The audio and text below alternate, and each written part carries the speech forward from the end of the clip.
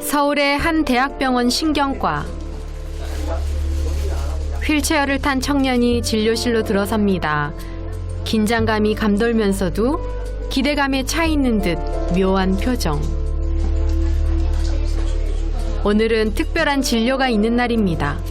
곧 교수의 진찰이 이어지는데요. 힘 빼시고. 네, 이게 아직 조절이 안 될 거예요. 이렇게 강직이 세다. 예? 이게. 예? 살짝 자극했을 뿐인데 격렬하게 떨리는 다리.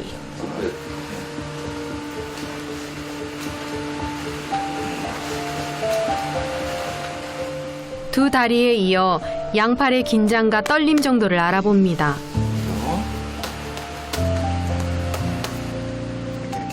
그러고 보니 청년은 손가락 마디마디까지 몸 전체가 경직되고 마비된 상태였는데요. 2주 전 처음 이 병원을 찾은 그는 몇 가지 검사를 받았습니다. 제가 설명해드리면 여기가 망가지면 쇠과병이라 그래. 지금 제일 문제되는 게 요 효소거든. 도파민을 만드는 데는 지장이 없는데 문제는 도파민을 만드는 효소들, 중간에 연결되는 효소들이 있어요. 그게 형성이 안 돼가지고 실질적으로는 도파민이 안 나와요. 그 효소가 안 만들어지는 거예요. 선천적으로. 희귀 질환인 쇠가와병을 앓고 있을 가능성이 높답니다. 이 병 때문에 신체 근육이 경직되고 마비 증상이 찾아왔을 거라는데요. 우리나라에서 대한 검사가 두 가지가 있거든요. 그걸 먼저 해보고 확진을 할 거예요. 근데 형태나 임상 형태는 이쪽이 가능성이 가장 많아요. 쇠가와병일 가능성. 그런데 좀 이상합니다. 희귀 질환 소식에 기뻐하는 아버지와 아들. 마치 기다렸다는 듯한 표정인데요. 그것도 모자라 진료실을 나가다 말고 교수를 향해 넙죽 큰절까지 올립니다.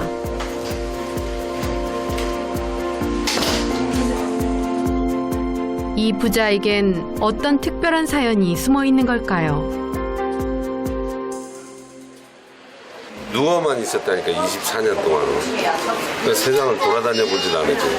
그 누워만 있었어요. 다리 경련이 전혀 없고요.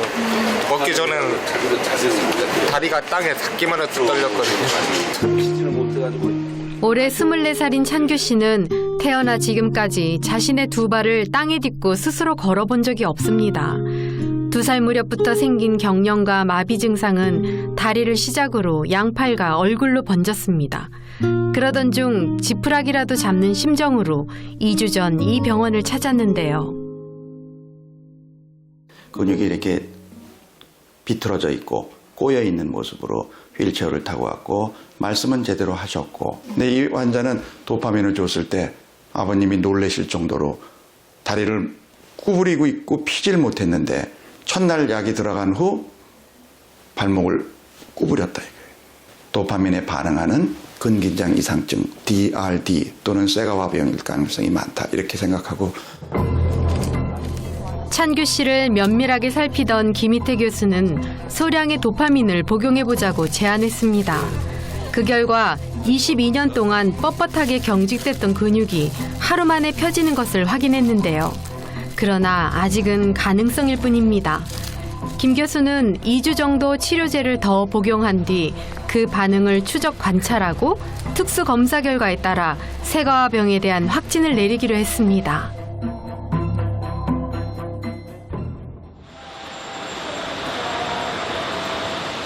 같은 날 늦은 오후, 아버지 김익수 씨를 다시 만난 곳은 제주도입니다.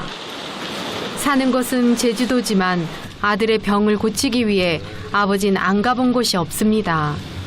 그 세월이 어느덧 20년을 훌쩍 넘었습니다. 예상을 못했던 일이 너무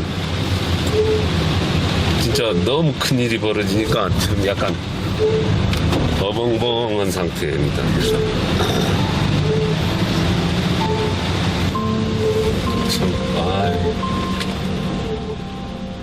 그만큼 기다렸던 소식이고 또 그만큼 지나온 시간이 고통스러웠다는 뜻일 겁니다. 여기서 또 다른 병일 수도 있다는 가능성만으로도 기뻐하는 또 한 사람, 찬규 씨의 어머니입니다. 옴짝달싹 못하는 아들을 보며 더는 걸을 수 없을 것이라고 낙담한 적도 많았습니다. 무엇보다 뇌성마비 판정을 뒤집을 또 다른 병명이 있을 거라곤 상상하지 못했다는데요. 한규가 미숙아로 태어났거든요. 사고가 아니고. 처음에는 죄책감이 굉장히, 지금도 그거는 있어요. 죄책감이 굉장히 크고 내가 내 몸을 좀 간수를 잘 못해서 얘를 10달 동안 품지를 못하고 그냥 얘가 그 고생을 하는구나. 이게 생각하면 진짜 자다가도 벌떡벌떡 일어나고 진짜 화병 비슷한 게 생기더라고요.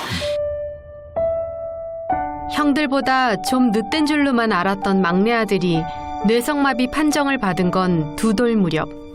걸음마를 떼지 못해 찾아간 병원에서 청천벽력 같은 진단을 받은 후 22년 동안 여러 병원을 전전하며 재진단을 의뢰했지만 결과는 뒤집히지 않았습니다.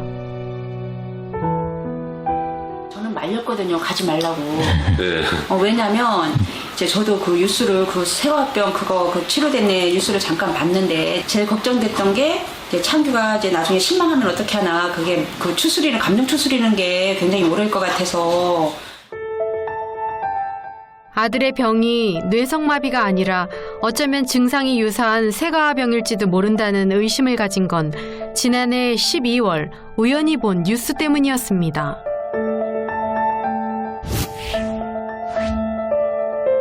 뇌성마비 진단을 받고 13년간 누워 지내던 20대 여성이 알고 보니 세가하병으로 밝혀졌고 이후 도파민을 복용한 후 일주일 만에 스스로 걸었다는 사연이 보도된 겁니다. 뇌성마비랑 너무 흡사하죠. 그러나 진행된다는 거, 오전하고 저녁에 차이가 있다는 거, 그것만 해도 상당히 진단을 다시 한번 받아볼 충분한 포인트가 되는 거죠. 주로 소아연령대에 발병하는 세가하병은 증상 자체가 뇌성마비, 파킨스병과 거의 같아 판정 자체가 어렵고 오진 않은 사례가 생길 수 있다는데요. 이 문자를 봤을 때 기분이라는 거는 참 당시 창규 씨가 보내왔다는 문자 메시지엔 지푸라기라도 잡고 싶은 그의 심정이 고스란히 담겨 있습니다. 무조건 어떤 식으로든 할 수 있는 데까지는 낫지는 않더라도 할 수 있는 데까지는 희망을 끊지 말아야겠다 그 생각을 많이 했죠.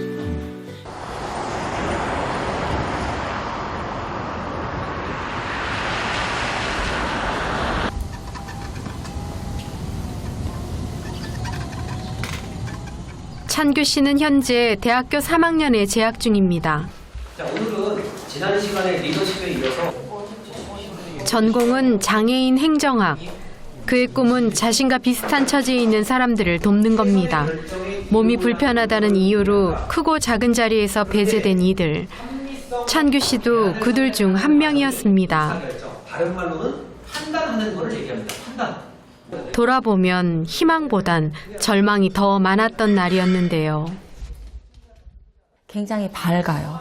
밝고 적극적이고 사실은 이제 몸이 불편해 보이지만 그런 데도 적극적으로 참여하고 수업 시간에서도 뭐 질문도 하고 과제도 열심히 해오는 편이에요. 단추 하나도 힘겹게 잠그던 그가 부모님이 있는 고향 제주도를 떠나 기숙사가 있는 대학교로 오기까진 큰 용기가 필요했습니다. 그는 삶의 의미를 찾고 싶어 이곳에 왔다고 했습니다.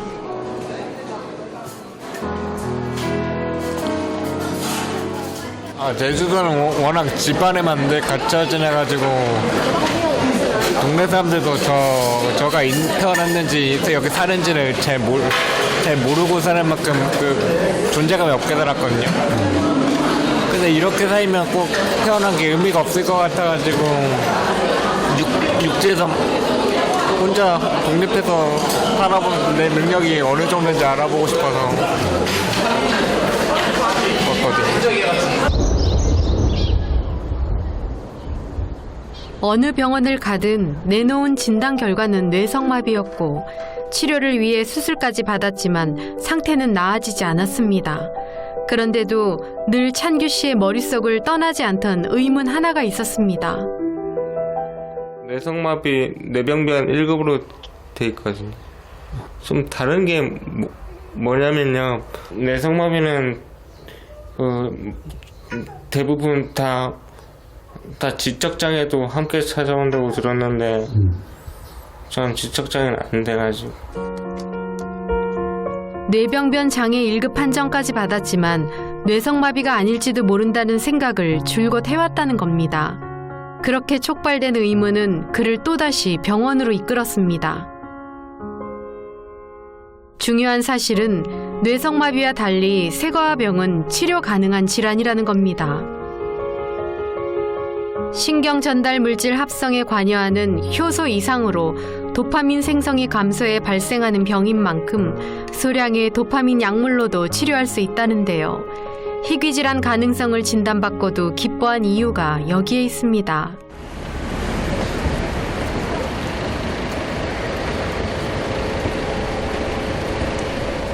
쇠과화병은 철저한 임상평가와 소량의 도파민 복용량에 따른 추적 관찰, 쇠과화병과 증상이 비슷한 파킨스병은 아닌지 확인하는 특수 MRI 촬영 결과 등에 근거해 진단됩니다.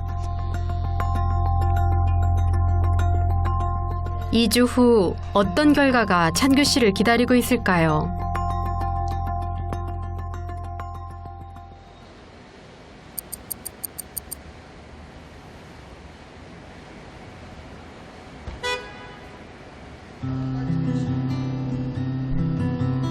마침내 최종 진단이 있는 날. 첫 비행기로 왔대요. 첫 비행기로 6시 반. 그게 있을 수가 있대요 말이죠. 그래가지고 갔다가 보고 이제 직접 봐서 빨리 봐야죠 이제. 제주도에서 한 걸음에 달려온 아버지에 이어 곧 찬규 씨가 도착합니다. 그 사이 찬규 씨는 스스로 휠체어를 타고 내릴 만큼 상태가 호전됐는데요. 이 변화가 좋은 징조였으면 좋겠습니다. 오늘 결과가 나와서 제가 무슨 병인지 확실하게 알게 될 것 같으나 기쁘기도 하고 좀 시험 성적 나오는 것처럼 떨리기도 해요. 어떤 결과가 나올 것 같아, 창규야?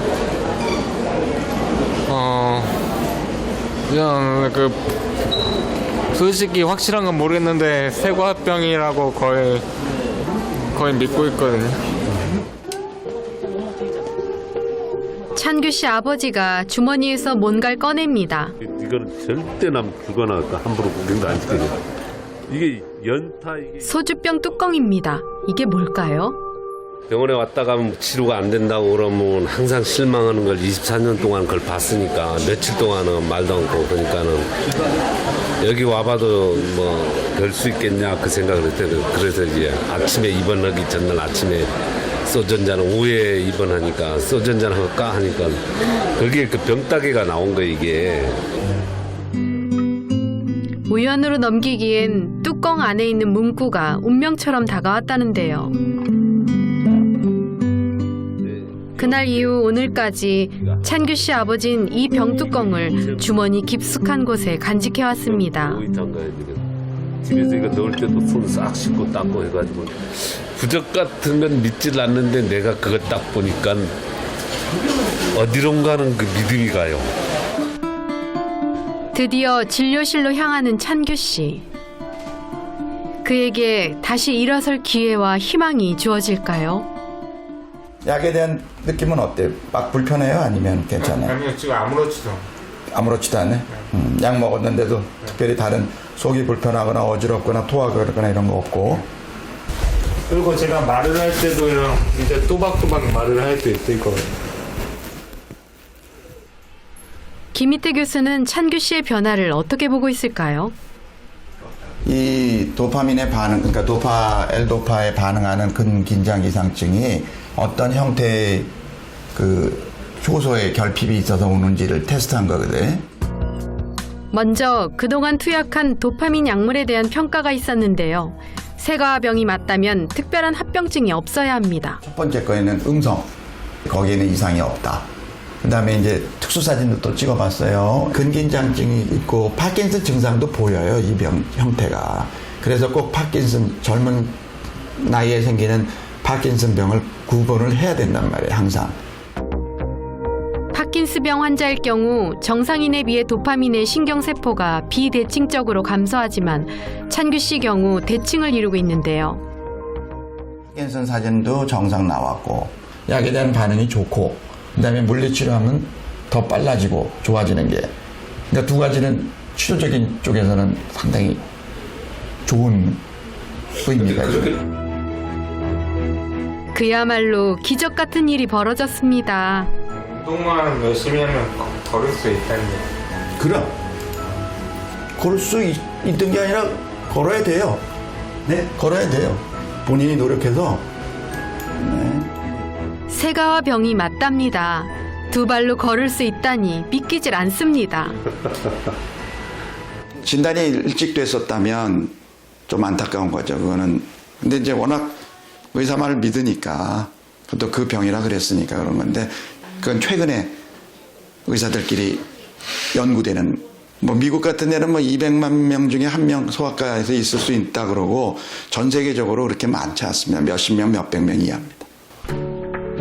조기 진단과 치료 시기를 놓친 건 안타깝지만 당시 의료기술로는 세가와병을 발견하기가 쉽지 않았을 거랍니다. 지금 이 순간 찬규 씨와 아버진 새 삶을 얻은 기분입니다. 뭐라고 말로 표현하지를 못하겠어요. 이런 기분을 뭐라고 그래야 되나? 나도 처음 느껴보는 기분이라 가지고. 좀 더 빨리 발견됐으면 좋았을 텐데 지금이라도 발견되는 건 매우 다행이라고 생각하고 이제 24년 동안 못 걸어봤으니까 24년만큼 노력해서 정말 세상에 정말 필요한 사람이 돼야겠.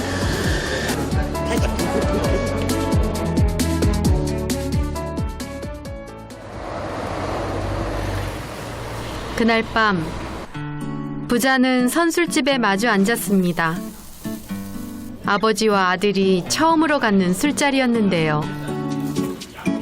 찬규 씨가 아버지에게 술을 따라보는 것도 처음 해보는 일입니다.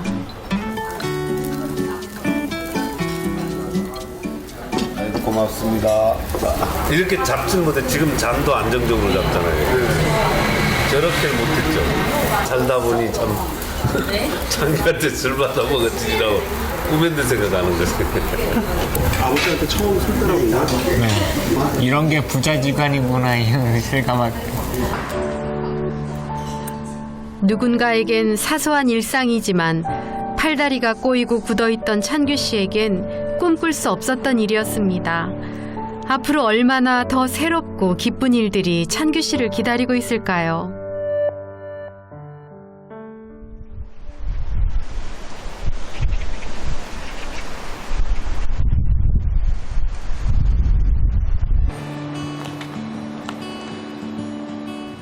며칠 후 엄마 아빠.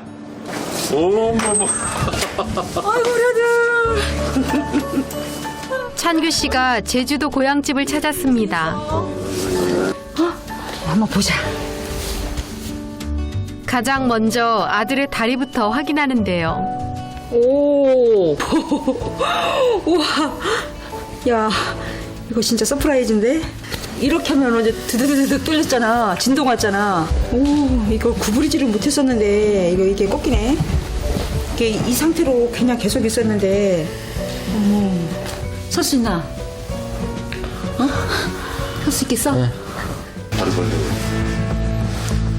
관건은 찬규 씨 스스로 서고 걸을 수 있냐는 겁니다.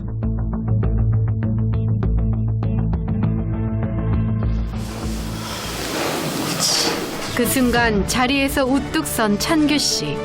그리고 누구도 생각지 못한 광경이 눈앞에 일어났습니다. 천천히 발을 떼는 찬규 씨. 분명 스스로 걷고 있었는데요. 첫 발자국 뛰었다. 첫 발자국. 그렇게 찬규 씨는 어머니를 향해 나아가고 있었습니다. 걸음만 떼는 것 같아. 응? 이게 20년 전에 뗐어야 되는 그런 말을 지금 띈다. 정말. 어머닌 아들이 이 순간을 얼마나 기다렸을지 잘 알고 있습니다.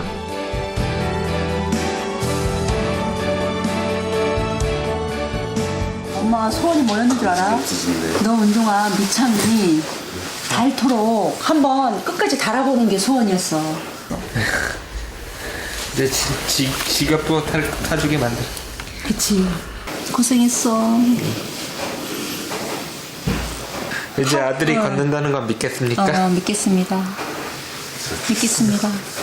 돌 지나서 금방 그 걸음마 뗄 때 같은 그런 설레임도 있고 진짜 기대감도 있고 복잡합니다.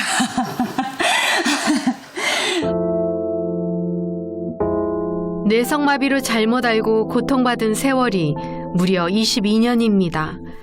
진단을 잘못 내린 의료진들이 원망스럽지 않을까요?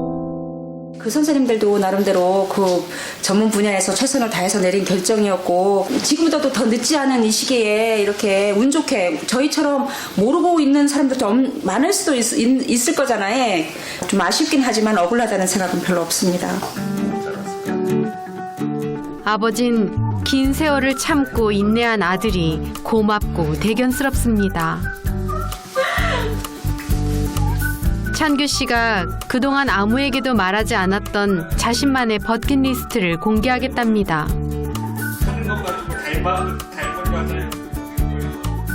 일단 공부를 좀 많이 하고 싶고 이제까지 여자한테 좀 짐이 될까봐 연애도 할 생각이 거의 없었는데 걸으면 정말 좋은 여자를 사귀어야겠다.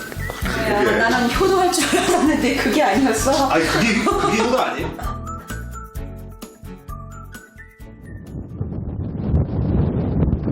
모진 풍파를 고스란히 맞으면서도 한결같이 우뚝 서 있는 바위처럼 크고 작은 어려움을 묵묵히 이겨내온 시간이 있기에 가능했는지도 모릅니다.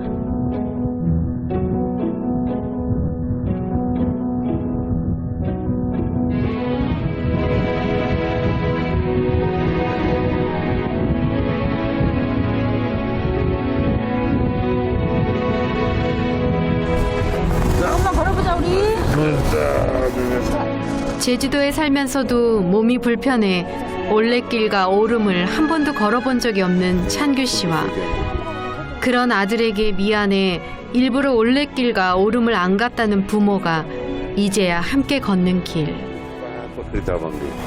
어때 걷는 느낌이? 더 편해진 것 같아요. 강적이 없으니까. 오늘 찬규 씨의 버킷리스트에 또 하나의 소망이 적힙니다. 지금은 엄마 아빠 손을 잡고 걷지만 언젠간 내 발로 저 오름에 다 올라가고 싶어요.